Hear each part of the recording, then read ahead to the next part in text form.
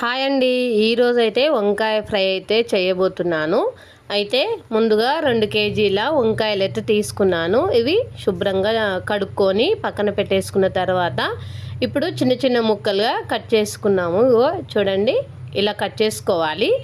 ఇలా కట్ చేసుకొని కొంచెం వాటర్లో ఉప్పు వేసుకొని ఇలా శుభ్రం చేసుకొని కడుక్కొని పక్కన పెట్టేసుకోవాలి. తర్వాత స్టవ్ మీద పెద్ద గిన్నె పెట్టేసుకొని దాంట్లో మనకు వంకాయలకు సరిపోయేంత ఆయిల్ వేసుకొని ఎండుమిర్చి పోపు గింజలు వేసుకోవాలి. తర్వాత పచ్చిమిర్చి, ఉల్లిపాయలు, కరివేపాకు వేసుకొని మంచిగా కలుపుకోవాలి. కలుపుకున్న తర్వాత ఒక 5 నిమిషాల తర్వాత మంచిగా అవి కలర్ వచ్చేంత వరకు ఉంచుకొని ఇప్పుడు వంకాయ ముక్కలు వేసుకోవాలి. చూడండి వంకాయ ముక్కలు ఎంత తేటగా కనపడుతున్నాయో. ఇలా వేసుకున్న తర్వాత అవి మంచిగా కలుపుకోవాలి. కలుపుకున్న తర్వాత ఇప్పుడు ఒక 3 స్పూన్ల పసుపు వేసుకోవాలి. 5 స్పూన్ల అల్లం ఎల్లిగడ్డ పేస్ట్ వేసుకోవాలి. వేసుకొని మంచిగా ఫ్రై చేసుకోవాలండి.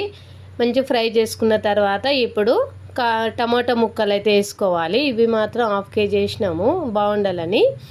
ఇవి వేసుకున్న తర్వాత కొంచెం సాల్ట్ వేసుకోవాలి తగినంత.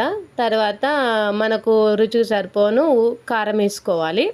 ఇలా మంచిగా కలుపుకున్న తర్వాత చూడండి ఎంత ఫ్రై అయిందో. మంచిగా ఇలా ఫ్రై అయిన తర్వాత ఇప్పుడు ధనియాల పౌడర్ అయితే వేసుకోవాలి. ఫైనల్గా ధనియాల పౌడర్ అయితే వేసుకున్నాము. చాలా బాగుందండి. ఇప్పుడు అది కొత్తిమీర వేసేసుకొని దించేసుకోవడమేను. చాలా బాగుందండి. Bye bye.